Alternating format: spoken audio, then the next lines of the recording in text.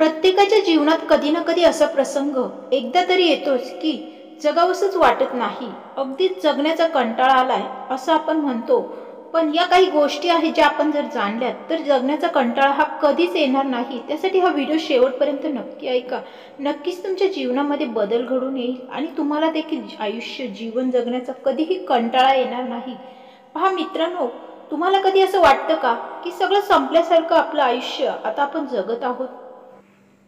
तर हे संपल्यासारखं आयुष्य जगत असताना कधीही निगेटिव्ह किंवा नकारात्मक गोष्टींचा विचार करायचा नाही. काही अशा जीवनामध्ये सकारात्मक देखील गोष्टी असतात, त्या आपल्याला जाणून घ्यायच्या आहेत. आपल्याच आयुष्यात आपण हरवल्यासारखं सकाळ होते, दिवस सरतो, पण काहीच सकारात्मक घडत नाही असं आपल्याला वाटतं. सारं काही विस्कटल्यासारखं देखील वाटतं आणि जगण्यात कुठेच अर्थ उरलेला नाही असं आपल्याला वाटत असतं. जर हे विचार ऐकून तुमच्याही डोळ्यामध्ये किंवा स्वतःच्या आत्माची किंवा स्वतःच्या अस्तित्वाची ओळख झाली असेल तर एक क्षणभर थांबा.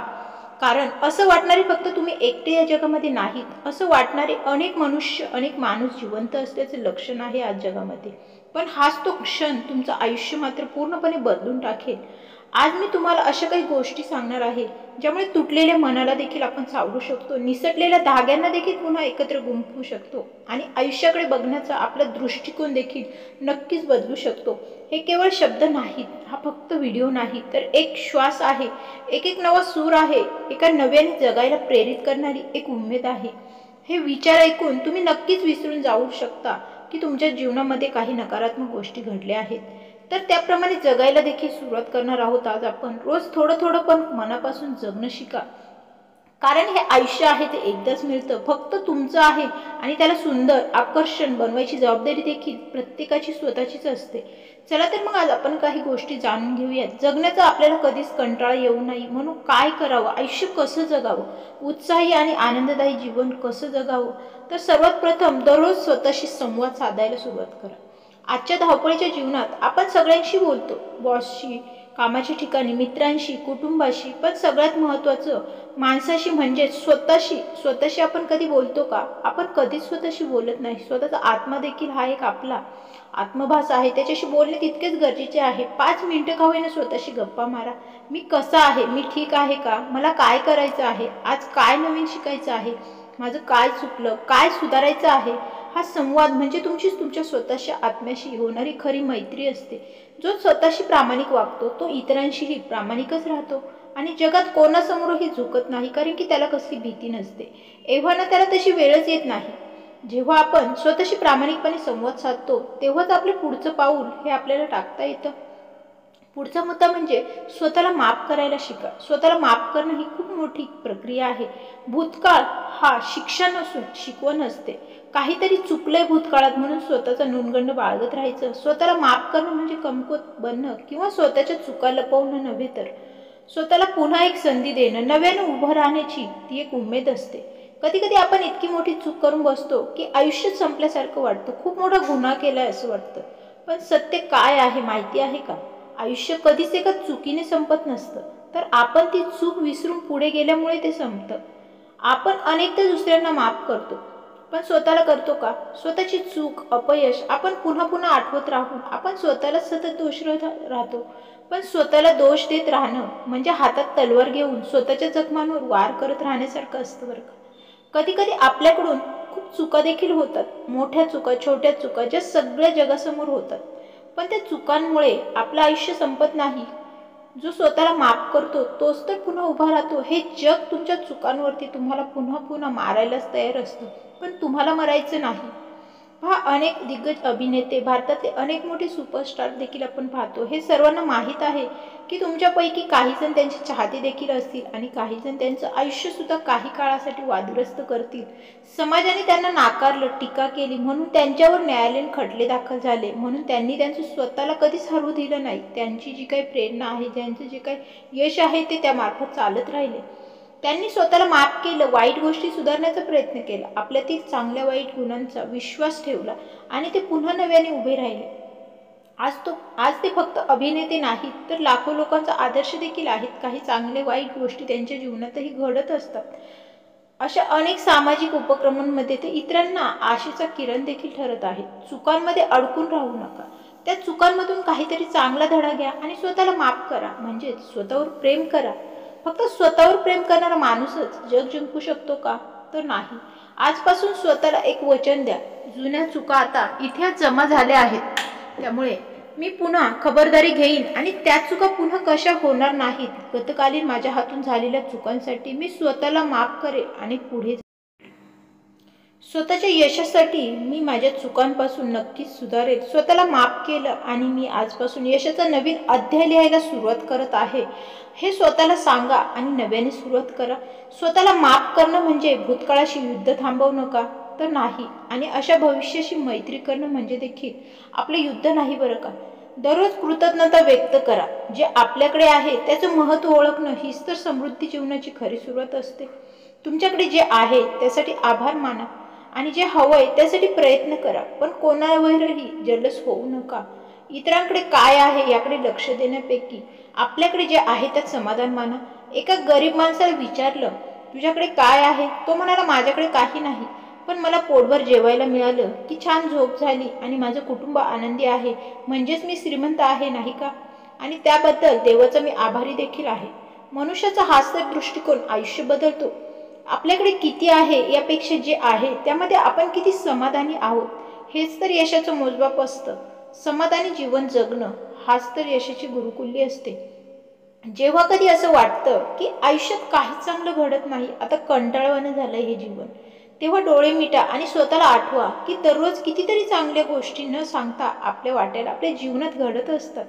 त्यासाठी देवाचे धन्यवाद माना, कारण ज्या मनात कृतज्ञता असते तिथे नाराजी टिकत नाही आणि अशा मनात यश हे आपोआपच नांदतं.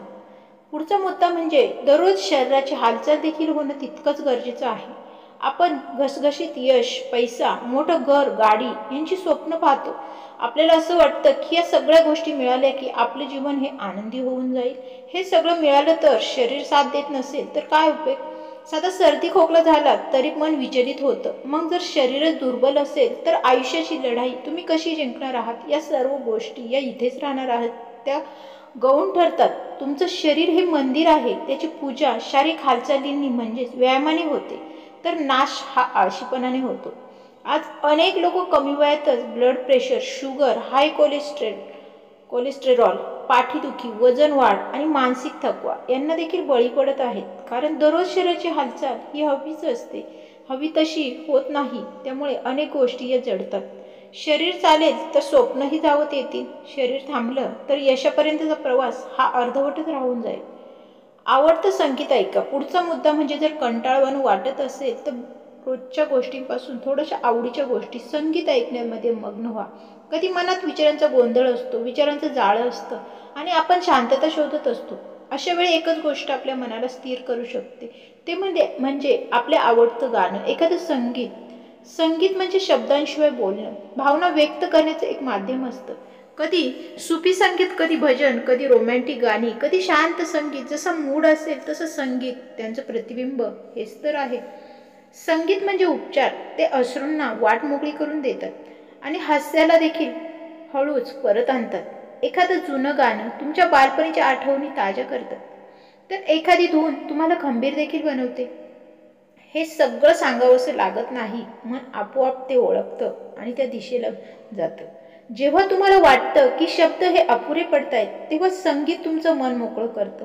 दररोज काही मिनिटं फक्त स्वतःसाठी तुमचं आवडतं संगीत ऐका. डोळे बंद करा, सगळ्या चिंता बाजूला ठेवा आणि त्या धूनमधून हरवून जा. संगीत तुम्हाला आठवण करून देईल की जगणं हे केवळ धावपळ नाही, ती एक अनुभवण्याची एक उत्तम अशी कला आहे. पुढचा महत्त्वाचा मुद्दा म्हणजे निसर्गात देखील वेळ घालवता आला पाहिजे. आजकालच्या धावपळीच्या जगात आपण घर, काम या गोष्टींमध्ये इतकं गुंतलो आहेत की निसर्गाकडे जाण्यासाठी आपल्याला वेळही नाही. आपण खूप काळापासून झाडांपासून, आकाशापासून, मोकळ्या हवेपासून आणि पावसापासून देखील दूर गेलोय. आपण मोबाईल आणि सोशल मीडियामध्ये सुख शोधायला लागलो आहोत, पण खरं समाधान मोबाईलमध्ये नाही तर निसर्गाच्या सानिध्यात आहे, हे आपल्याला कधी कळणार? एकदा नुसतं झाडाखाली बसून तर बघा, ते सगळंच तुम्हाला सांगेल. निसर्ग प्रश्न विचारत नाही, पण उत्तरं नक्की देतं. जेव्हा तुम्ही निसर्गात हरवता तेव्हा तुम्हाला तुमच्या प्रश्नांची उत्तरंही नक्कीच मिळतात. पुढचा मुद्दा म्हणजे डिजिटल डिटॉक्स करा. मोबाईलच्या स्क्रीनमध्ये मन अडकून जातं. अनेक नोटिफिकेशन्स येतात, मेसेज येतात, पण समाधान अजिबात मिळत नाही. रोज काही वेळ फक्त स्वतःसाठी ठेवा. मोबाईलशिवाय आणि सोशल मीडियाशिवाय जगण्याचा आनंद हा काही वेगळाच असतो. तो प्रत्येकाला अनुभवता आला पाहिजे. पुढचा मुद्दा म्हणजे एखादं नवीन कौशल्य शिका. आपण जेव्हा काहीतरी नवीन शिकतो तेव्हा वय, परिस्थिती, मर्यादा सगळं काही झुगारून देतो. आपल्यातला जिवंतपणा हा पुन्हा जागा होतो. शिकणं म्हणजे काय तर स्वतःच्या मर्यादा ओलांडणं का. शिकणं थांबलं की जगणं थांबतं. आणि जेव्हा आपण नवीन काहीतरी शिकतो तेव्हा उत्पन्नाचे नवीन मार्ग देखील निर्माण होतात, हेही नेहमी लक्षात ठेवा. त्यामुळे कसलीही लाज बाळगू नका. लहान ध्येय ठरवा आणि पूर्ण करा. पुढचा मुद्दा खूप महत्त्वाचा आहे. ध्येय ठरवा प्रत्येक गोष्टीसाठी. मोठ्या स्वप्नांचं वजन अनेकदा खचून टाकतं, पण छोटे छोटे यशाचं समाधान हे वेगळंच असतं. छोट्या यशातून मोठं यश हे आयुष्य उभं राहतं. प्रत्येक पाऊल छोटं असो पण योग्य दिशेने टाकलं गेलं की पुढे यश हे मोठं देखील मिळू शकतं. इतरांना मदत करा. पुढचा मुद्दा म्हणजे मदत हे देखील खूप सत्कार्य आहे. जगण्याचा कंटाळा येतो कारण आपण सतत माझं माझं माझ्यासाठी माझंच याच गर्दीत अडकून राहतो. पण खरं समाधान तेव्हाच वाटतं जेव्हा आपण म्हणतो. एखाद्या वस्तूला, गरजू वस्तूला किंवा व्यक्तीला कपडे देणं, भुकेल्या माणसाला अन्न देणं, समोरील व्यक्तीची गरज ओळखणं, फक्त कसं आहेस असं विचारणं, आपुलकी दाखवणं इतकंही पुरेसं असतं बरं का. स्वतःसाठी जगणं हे अस्तित्व आहे, पण इतरांसाठी जगणं म्हणजे आयुष्य. जेव्हा तुम्ही इतरांच्या चेहऱ्यावर हसू आणता तेव्हा जीवनाचं सार्थक झाल्यासारखं वाटतं. स्वतःला समाजाशी जोडून ठेवा. बऱ्याचदा आपण एकलकोंडे राहतो, समाजाशी जोडले जात नाही. पण हा देखील अनुभव घेऊन पहा. अनेकदा आपण गर्दीत असूनही एकटे असतो कारण आपलं म्हणणं ऐकून घेणारा कोणी नसतो, किंवा आपण इतरांचे म्हणणे ऐकून घेत नाहीत म्हणून कदाचित असं असेल. नातं टिकवायचं असेल तर संवाद हा जपायलाच हवा. एखाद्या व्यक्तीशी प्रामाणिकपणे गप्पा मारा. आईबाबांशी शांतपणे बोला आणि त्यांचं म्हणणं ऐकून घ्या. तसेच एखाद्या जुन्या मित्राला कॉल करा. त्यामुळे तुमची मनंही एकमेकांशी जुळतील आणि नातं देखील टिकून राहतील. पण बोलताना विश्वासाचं नातं हे जपायला शिका. पुढचा महत्त्वाचा मुद्दा म्हणजे जुन्या आठवणींमध्ये रमू नका.